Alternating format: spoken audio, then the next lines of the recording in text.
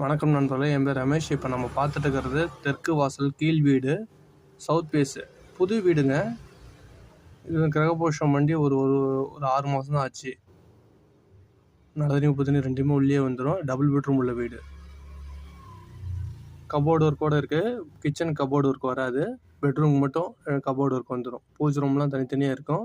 Car parking வந்து வெளியில் park பண்ணிக்கலாம். ஹால் மட்டும் பார்த்தீங்கன்னா 16க்கு 16 சைஸ் ஹால் வரும். நல்லா ஹால், பெரிய ஹாலு. 2 பெட்ரூம், கபோர்டு ஒர்க் இருக்குது.